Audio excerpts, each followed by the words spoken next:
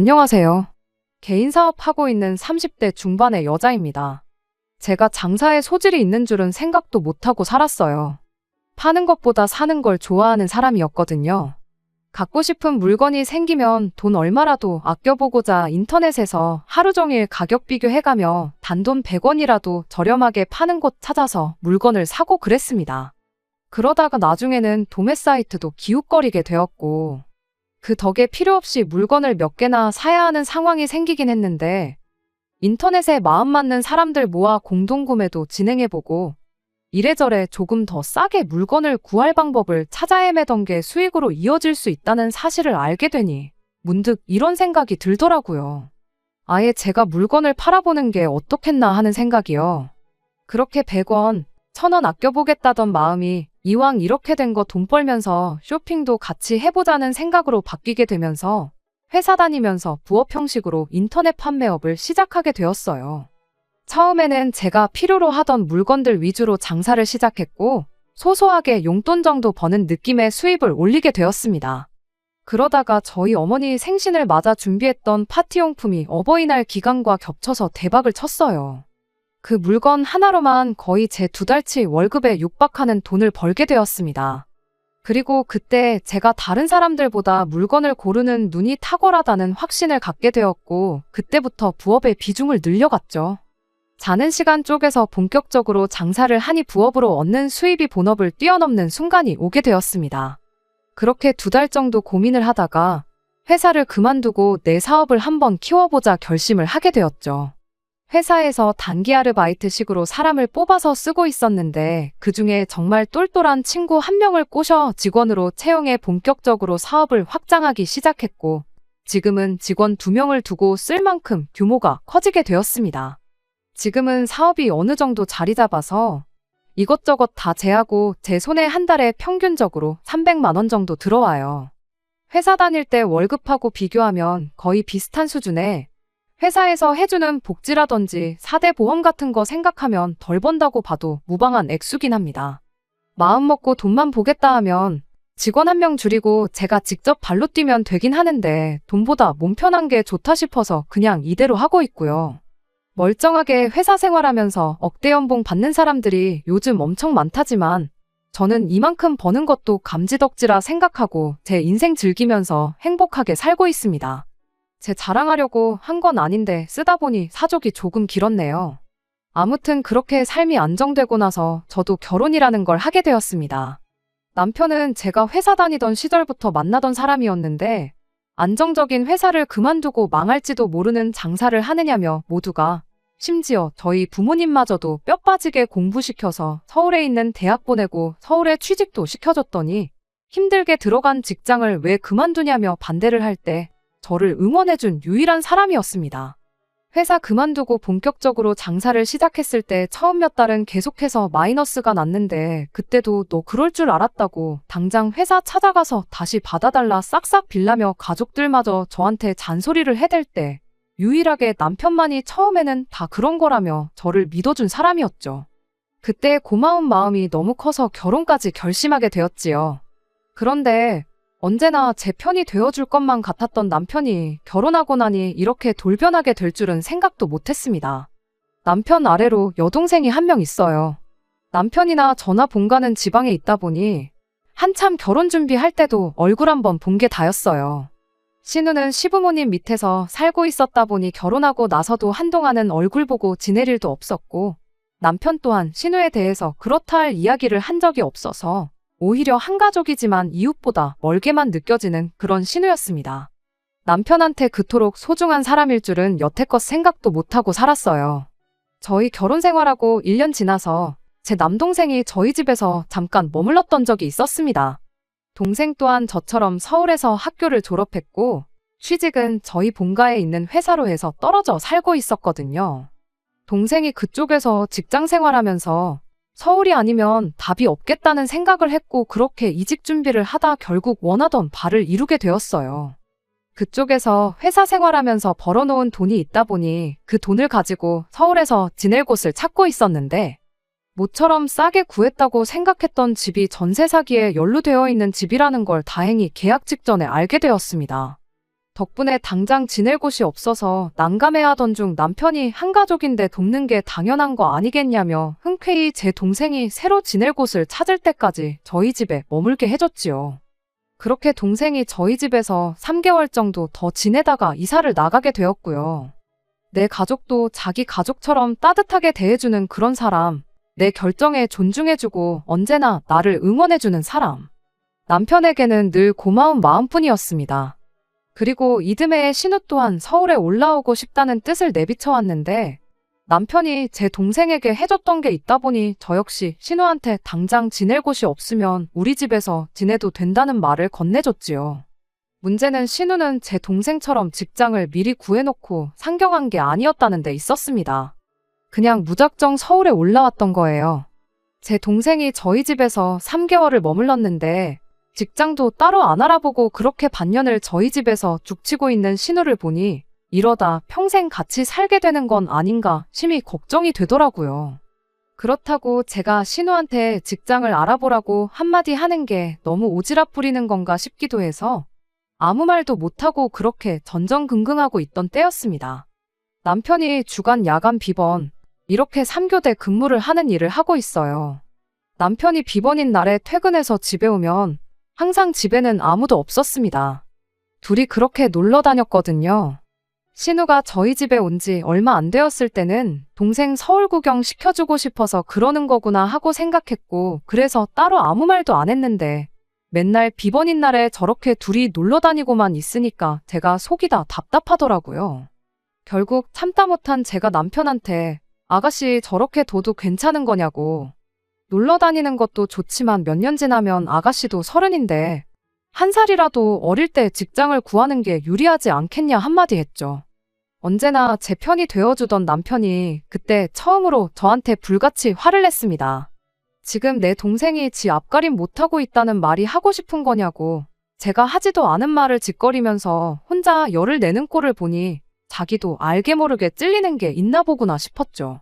남편은 네 눈에는 신우니까 생각이 없는 것처럼 보일지 몰라도 자기 앞가림 할 줄 아는 애라고 당장 돈 얼마 벌라고 고만고만한 회사 들어가라고 하는 것보다 더 좋은 조건으로 일을 할 수 있는 곳을 찾을 수 있게 도와주는 게 가족으로서 당연히 해야 할 일 아니겠냐고 입에 거품을 물면서 따지고 들더라고요.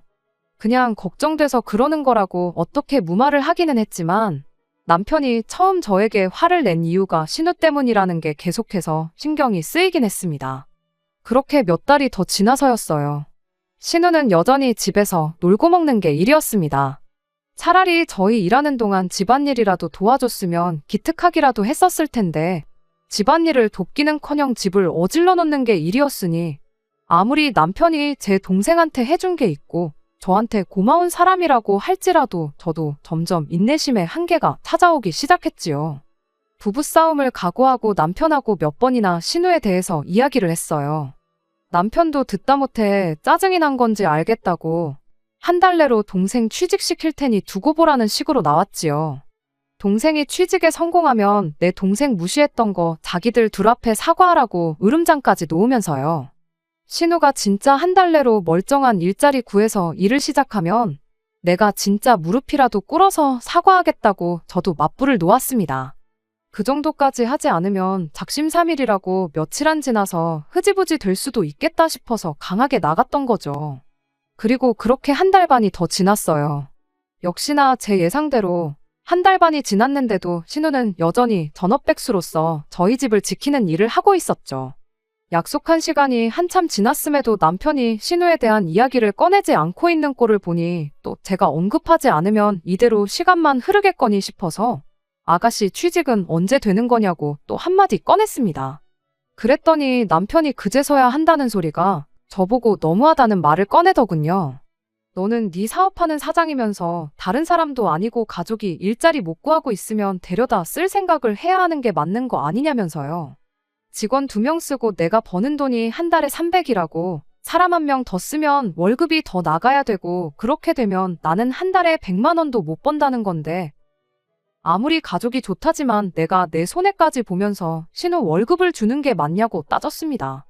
그랬더니 남편이 그럼 직원을 하나 자르고 그 자리에 신우를 꽂아주면 되는 거 아니냐는 소리를 하더군요. 이 친구들이 나랑 이 일을 같이 한 세월이 몇 년인 줄은 아느냐고. 서로 말 한마디 안 하고 눈만 마주쳐도 알아서 척척인 만큼 잘 맞는 사람들인데 그중 한 명을 자르고 아무 경력도 없는 신우를 그 자리에 꽂아주면 그건 그거대로 손해라고. 나는 내 사업에 지장을 줘가면서까지 신우 인생을 책임져줄 생각은 추호도 없다고 확실하게 제 뜻을 말했습니다. 그렇게 말하고 나니 남편도 더는 대답을 잇지 못하고 꿀먹은 벙어리가 되어버리더라고요. 하나같이 다 맞는 소리만 했으니 어떻게 보면 당연한 반응이기도 했지요. 이야기 다 끝났으면 이럴 시간에 인터넷 뒤져보면서 신우 할 만한 일이나 찾아주라 말하고 저 혼자 방으로 들어갔습니다. 방에서 혼자 가만히 있으니까 남편이 신우 방문을 여는 소리가 들렸어요. 일부러 방에 있는 신우한테까지 들리라고 큰 소리로 말했으니 이번에는 제대로 한마디 하려나 싶었는데 한 30분인가 지났나 남편이 벼랑간 방문을 열고 들어오더니 저보고 사업을 크게 확장할 생각이 없냐는 겁니다. 뭔 소리를 하는 건가 했더니 신우를 직원으로 쓰지 말고 동업자로 쓰라는 거예요. 제가 인터넷 쇼핑몰을 가지고 있으니 거기에서 신우도 자기 물건을 팔 수 있게 여건을 마련해달라는 소리였지요. 뭔 소리를 하는가 했더니 보다시피 우리 동생이 예쁘고 스타일도 좋지 않냐고. 동생이 옷 같은 걸 보는 안목도 좋으니까 옷 장사도 같이 병행해서 하면 분명히 대박이 날 거라는 거예요. 내 사업에 대해서는 인터넷 판매업을 하는 거라는 거 말고는 눈꼽만치도 지식이 없으면서 짓거리는 걸 보니 기가 차더라고요.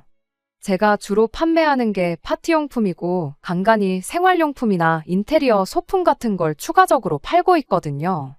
그런데 난데없이 제 가게 분위기에도 맞지 않는 여성복을 거기에 팔라고 하니 어이가 없었습니다. 신우가 이쁘장하게 생기고 스타일도 괜찮은 건 사실인데 그거야 일반인들 사이에서 그나마 조금 나은 편이지 그렇게 대단한 미모를 가진 건 아니거든요. 제가 안 좋은 감정을 가지고 있는 신우라서 그러는 게 아니라 객관적으로 봐도 쇼핑몰 모델을 시킬 정도는 아니에요. 그리고 여성복이라는 게 유행이 생각보다 훨씬 더 빨리 변하고 어떻게 보면 재고 부담도 큰 장사인데 당장 돈 한 푼 못 벌어서 오빠가 가끔씩 사주는 옷 말고는 새로 사는 옷도 없고 그나마 가지고 있는 옷 어떻게든 돌려 입으면서 지내는 신우가 그때그때 유행을 캐치해서 좋은 물건을 고를 안목도 없다는 게 제 생각이었습니다. 그 정도로 부지런해 보이지도 않았고요. 남편한테 그렇게 동생한테 자신이 있으면 내 쇼핑몰에 기생할 생각을 하는 게 아니고 아예 신우 보고 가게를 하나 차려보라고 하는 게 어떻겠냐 한마디 해줬습니다. 그랬더니 남편이 그럴 돈이 어디 있냐며 일단 일도 배우면서 분위기도 파악할 겸 신우한테 기회나 한번 줘보는 게 어떻겠냐고 계속해서 저를 설득해 오더라고요. 보나마나 물건을 떼오려면 그만큼 자본이 필요한데 그럴 여유는 없으니까 저한테 어떻게든 신우를 떠넘겨서 묻어가려는 개수작을 부리고 있다는 게 다 티가 났어요. 나는 뭐 내 장사 무자본으로 시작한 줄 아냐고. 4년 회사 생활하면서 모은 돈 다 끌어다가 키운 가게다.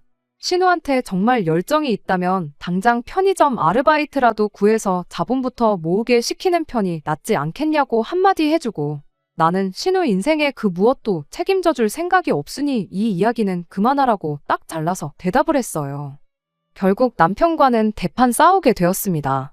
신우만 우리 집에 안 왔더라면 연애할 때처럼 신혼 때처럼 행복하게 살았을 텐데 싶고 아무리 남편이 제 동생을 저희 집에 머물게 해줬다지만 아무 계획도 없이 상경한 신우를 집에 받아준 제 잘못이 아닐까 그렇게 생각하니 속상해서 눈물까지 나더라고요.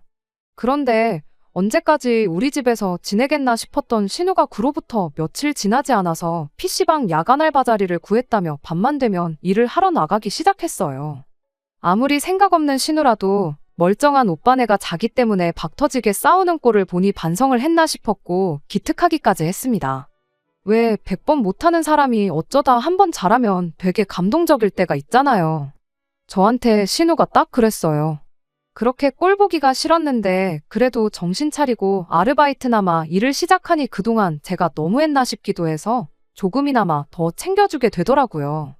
신우가 일을 시작한 이래로 저도 남편과 다시 사이가 좋아지게 되었고 정말 신우가 열심히 자본을 모아서 뭔가를 시작하려 한다면 남편이 말했던 것처럼 제 쇼핑몰에 자리 하나 내주지는 못하더라도 어떻게 이쪽 업계가 돌아가는지 날 잡고 제대로 한번 알려줘야겠다 싶었어요.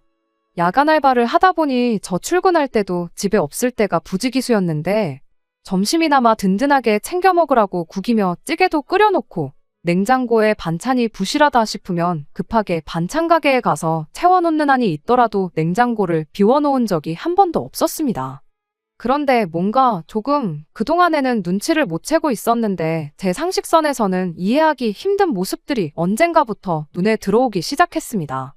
신우가 출근한다고 나가는 시간은 저녁 7시쯤으로 항상 동일했는데 저녁 퇴근해서 집에 들어오는 시간이 엄청 랜덤했거든요.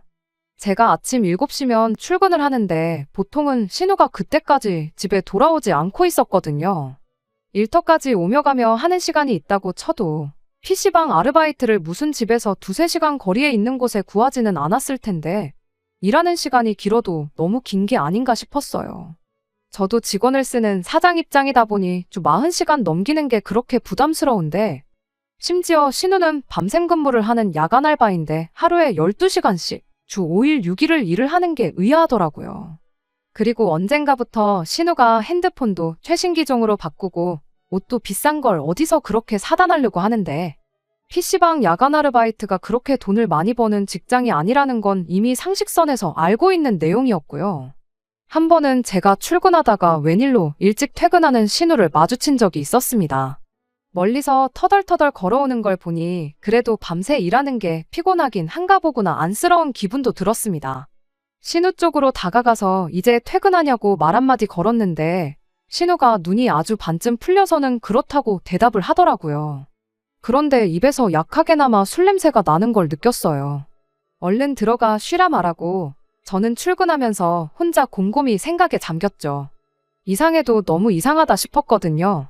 아르바이트 치고 일하는 시간이 너무 길기도 하고 갑자기 커진 신우의 씀씀이도 그렇고 PC방 알바를 하는데 새벽에 퇴근해서 술 한 잔 걸치고 오는 것도 말도 안 된다는 생각이 들었고요. 이 이야기를 들은 저희 직원 중 한 명이 그렇게 말을 하더라고요. 혹시 사장님네 신우가 PC방 아르바이트를 하는 게 아니고 어디 술집 같은데 나가고 있는 거 아니냐고요. 증거도 없이 그렇게 확신을 하면 안 된다는 거 알긴 하지만 그렇게 생각하니까 정황상 모든 게 딱딱 들어맞기 시작했어요. 갑자기 커진 씀씀이 하며 이해가 안 갈 만큼 긴 근무 시간에 야간에 일하는 것까지 말입니다.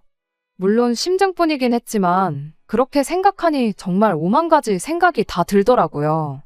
저 혼자 고민해봐야 답도 없겠다 싶어서 결국 남편한테 이 이야기를 꺼내게 되었습니다. 그날이 아직도 생생하게 기억이 나요. 일 나가 있던 신우는 아직 퇴근을 하지 않아 집에 없었던 토요일 아침이었거든요.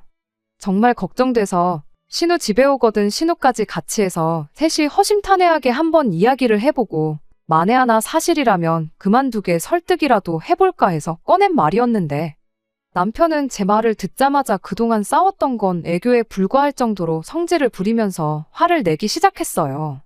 너는 애가 정신 차리고 일을 하고 있는데 이젠 열심히 하는 애한테도 지랄이냐면서 할 말 못할 말 다 꺼내가며 저한테 쏟아붓기 시작했습니다. 네가 봤냐, 증거 있냐 하면서 열을 내는데 말씀드렸다시피 저도 심증에 불과했다 보니 딱히 말을 잇지 못하고 있었어요. 그러던 중에 때마침 신우가 집에 들어왔지요. 집안에 흐르는 분위기가 이상하다는 걸 신우도 느낀 건지 현관문에서 신발도 못 벗고 저희들 눈치만 보고 있었는데 저한테 화를 내던 남편이 너 이리 좀 와보라고 신우를 불렀어요. 그러고는 지금 이 사람이 네가 술집 나가서 일한다는 말도 안 되는 소리를 하고 있다고. 그러니까 너가 지금 얼마나 열심히 살고 있는지 네 새언니한테 제대로 한번 설명 좀 해주라는 말을 꺼냈습니다. 그런데 신우가 우물쭈물하면서 말을 못하더라고요. 신우가 정말 떳떳하다면 PC방에서 야간 알바하고 있다. 밤새 고생하고 왔는데 그게 무슨 소리냐 하고 저한테 화라도 냈을 텐데.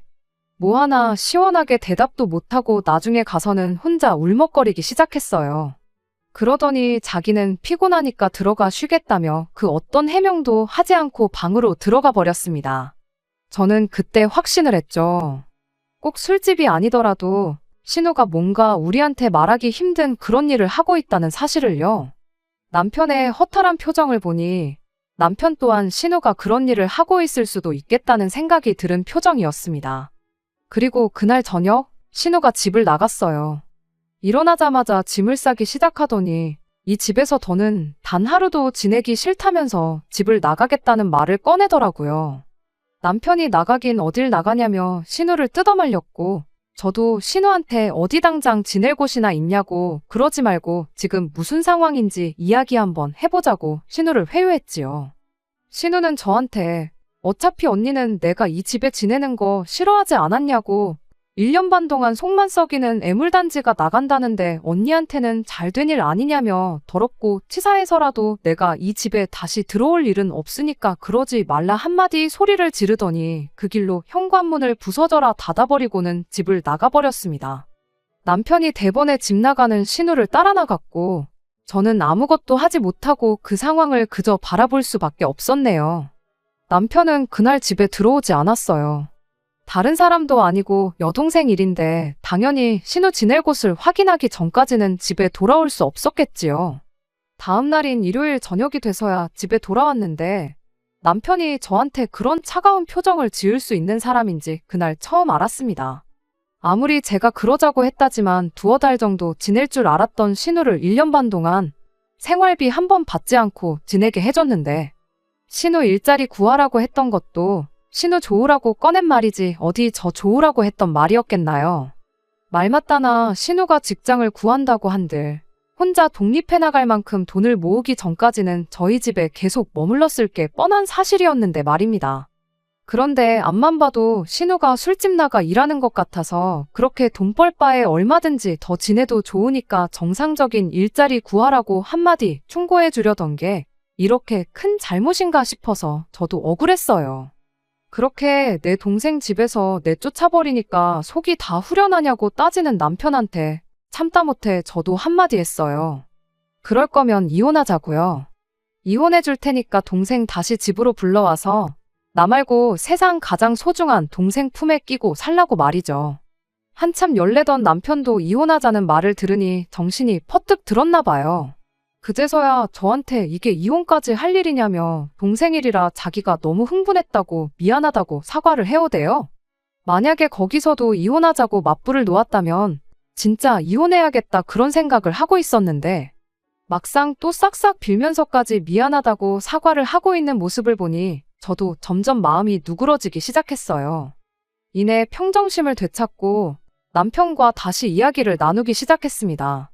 남편한테 신우가 무슨 이야기 안 하더냐 물어봤는데 남편이 답답한 표정으로 죽어도 무슨 일을 하고 있는지 말을 안 하더라 하면서 한숨을 쉬더라고요. 신우는 어디로 가 있느냐 물어본 질문에는 그간 일하면서 모아놓은 돈이 많아서 그걸로 방을 알아보겠다고 했다고 합니다. 그리고 방이 구해질 때까지는 일하면서 알게 된 친구 집에서 지낸다고 했다 하는데 신우가 일한 지가 몇 달 되지도 않았는데 모아놓은 돈이 상당하다고 하는 걸 보니 확실히 정상적인 일을 하고 있는 건 아니겠구나 싶었네요. 아무튼 남편 표정을 보아하니 제 입에서 그럼 신우가 집을 구할 때까지만이라도 우리 집에 있게 해주자는 말이 나왔으면 하는 얼굴이었는데 어떻게 나간 건데 괜히 거기서 착한 척 오지랖 부렸다가 다시 눌러앉을 수도 있는 일이고 저도 더는 신우 일을 가지고 남편과 소모전을 하고 싶지 않았기에 알면서도 그 말 한마디는 해주지 않았습니다. 아무튼 그렇게 드디어 신우가 저희 집에서 나가게 되었어요.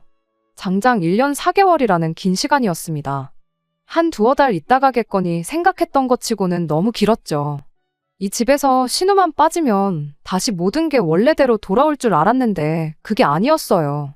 그 긴 시간 동안 신우가 저희 집에 머물면서 그냥 조용히 있다 간 게 아니었으니까요. 신우 때문에 남편과 싸운 게 몇 번이고 남편 입에서 평생 나올 거라 생각했던 적 없던 말까지 들었으니 이미 지칠 대로 지쳐버린 것 같아요. 아직도 남편은 저녁만 되면 신우한테 지낼 곳은 구했는지 밥은 먹고 다니는지 전화를 하고는 합니다. 그거 듣고 있는 것도 고역이에요. 이런 일은 보통 시간이 약이라고 시간이 해결해 준다고들 하는데 과연 시간이 지난다고 이런 제 마음이 나아질까 싶네요. 안녕하세요. 작년에 기생충 마냥 눌러앉았던 신우 때문에 골머리 앓고 있다던 사연을 보냈던 쓰니입니다. 시간이 해결해줄까 의문이었는데 정말로 시간이 모든 걸 해결해줬어요. 지금은 골머리를 썩기는커녕 그렇게 개운하고 후련할 수가 없습니다.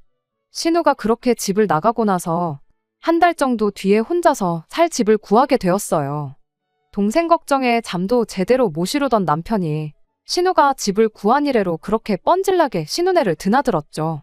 저랑 결혼하기 전까지만 해도 본가에 있는 신우와 거의 10년을 떨어져 지냈으면서 그렇게 걱정이 되느냐고 물어봤었는데 그때야 어머니 아버지랑 살았으니 괜찮았지만 지금은 내가 걔 보호자 아니겠냐고 하는데 어이가 없었습니다. 백번양보에서 신우가 집안의 늦둥이라 나이차가 10살씩 난다면 이해라도 하겠지만 신우가 한두 살 먹은 애도 아니고 곧 30을 앞두고 있는 다 큰 어른인데 보호자 타령을 하고 있으니 말입니다. 왜 이제 와서 오빠 노릇을 하려고 드는지 도무지 이해가 가지 않았죠. 남편은 이미 제가 결혼 전에 알고 있던 항상 저를 위해 좋은 이야기만 해주던 그 사람이 아니었습니다. 남편이 비번인 날은 남편 얼굴도 보기 힘들었어요. 신우한테 가 있느라 퇴근하고 오면 집에 있는 법이 없었죠. 정작 신우는 아직도 지 오빠한테 자기가 무슨 일 하면서 밥 벌어먹고 있는지 말도 안 해주는데 말입니다. 아무튼 그렇게 신우가 집에서 나간 지도 반년 정도 지난 어느 날 시댁이 아주 뒤집어지는 사건이 하나 터지고 말았습니다. 애인도 없는 신우가 난데없이 임신 3개월이라는 사실을 알게 되었거든요. 당연한 소리겠지만 애 아빠가 누군지는 모른답니다. 애인은 없었지만 만나는 사람은 참 많았나 보네요. 아빠가 누군지도 모르는 아이를 신우 능력으로 어떻게 키우겠나요? 이런 말 하기는 뭐하지만 더 늦기 전에 병원이나 알아보는 게 상책이다 싶었는데 남편이 그건 있을 수 없는 일이라며 반대를 하고 나왔어요. 시댁 종교적인 문제도 있고 뭐 이래저래 이유가 있다는데 다른 사람 일이면 종교고 뭐고 당장 인생이 걸린 일인데 다시 생각해보라 뜯어말렸겠지만 신우 일이다 보니 저도 더 이상 거기에 관심 주기도 싫었고 신경 쓰기도 싫었습니다. 알아서 한다니까 알아서 잘하겠거니 생각하고 말았어요. 신우 인생이 꼬이는 거지 제 인생이 꼬이는 건 아니니까 아무 문제 없다 싶었죠. 그런데 꼬여버린 건 신우 인생뿐만 아니라 제 인생도 같이 꼬이고 있었습니다. 한참 밤늦게 꿈나라를 헤매고 있었는데 현관문이 닫히는 소리의 순간 깜짝 놀라서 잠에서 깼어요. 그 야심한 새벽에 누가 찾아올 리가 없었으니 무서워져서 남편부터 깨우려고 했죠. 그런데 제 옆에서 자고 있어야 할 남편이 없더라고요. 부랴부랴 방 밖으로 나왔는데 남편은 집안 어디에도 없었어요. 현관문 신발장에 있어야 할 남편 신발이 없는 걸 보고 제가 들었던 현관문 닫히는 소리가 남편이 나가면서 낸 소리라는 걸 알았습니다. 남편한테 야밤에 어딜 나간 거냐고 전화를 걸었는데 남편이 한다는 소리가 신우가 지금 딸기가 먹고 싶다고 했답니다. 그거 챙겨주러 가는 거라고 하는데 어이가 없더라고요. 한여름 야심한 그 새벽에 어디 가서 어떻게 딸기를 구하려나 싶었던 것보다 이젠 하다못해 애아빠가 누군지도 모르는 임신한 신우 먹떡까지 챙겨주는 꼴을 보고 있자니 꼴값도 그런 꼴값이 없었고 한숨조차 나오지 않았어요. 신경도 쓰기 싫어서 다시 잠을 청했는데 1시간쯤 지났나? 이번에는 제 핸드폰에 문자가 오는 알림 소리를 듣고 잠에서 깨게 되었습니다. 이 야심한 밤에 어떤 인간이 문자를 보내는 건가 짜증이 났는데 신우 혼자 살고 있는 동네 근처 편의점에서 제 카드로 6만 원이 긁힌 카드 사용 내역 알림 문자였어요. 이 인간이 신우 먹떡하는 거 챙겨준다고 나가면서 제 지갑을 뒤져서 신용카드를 가지고 나갔나 보더라고요. 어이가 없어서 다시 남편한테 전화를 걸었는데 카드 쓴 거 가지고 잔소리 들을까봐 그런 건지 도통 전화를 받을 생각이 없어 보였습니다. 그리고 아예 그날은 집에 들어오지도 않았고요. 정말 어디 가서 말하기도 뭐한 일이라 그간 누구한테도 이야기한 적 없었거든요. 그런데 제 표정이 엄청 어두웠나 봐요. 직원들이 저한테 요즘 무슨 일 있냐고 요 근래 웃는 모습을 한 번도 본 적이 없다며 걱정스레 저한테 말을 건네더라고요.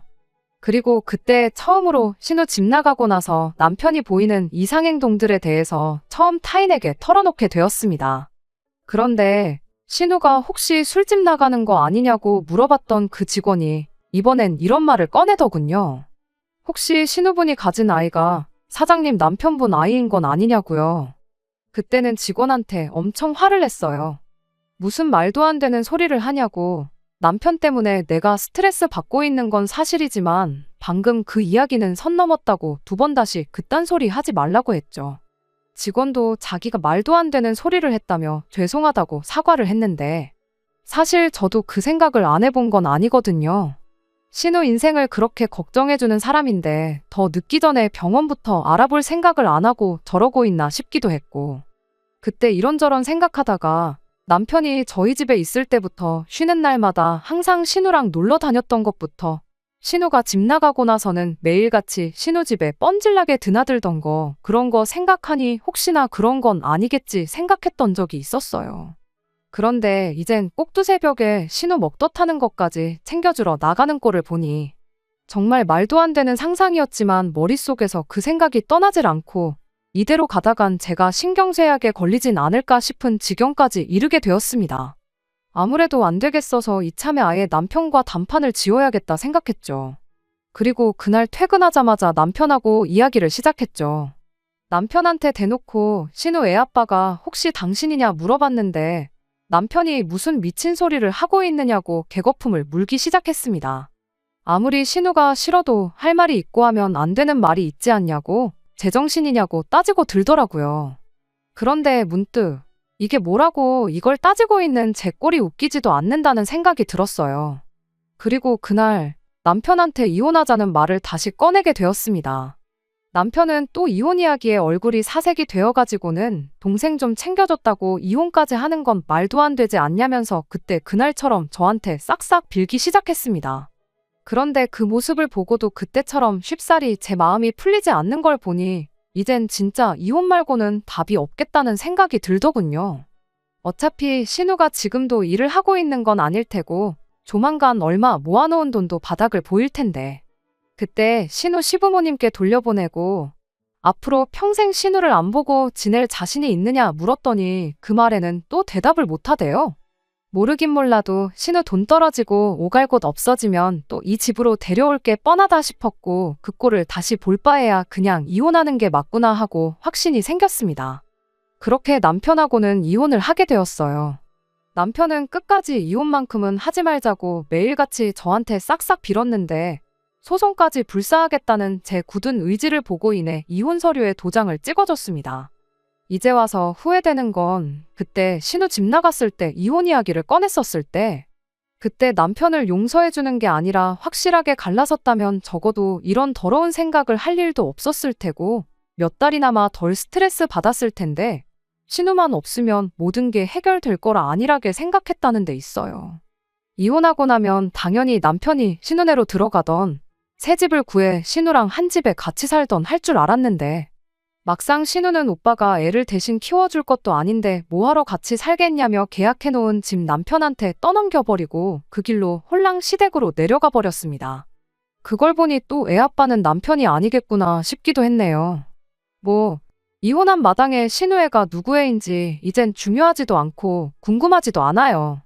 남편이 똥오줌도 못 가리고 지 마누라가 중요한지 지 동생이 중요한지 저울질하다가 자기 인생 스스로 망쳤다는 걸 깨닫고 잘못된 결정을 내린 자기 자신에게 평생을 후회하며 살았으면 참 좋겠습니다. 끝까지 들어주셔서 감사합니다. 오늘의 사연은 여기까지입니다. 구독과 좋아요, 알람 설정 부탁드리고 더 좋은 사연으로 다시 찾아뵙겠습니다. 감사합니다.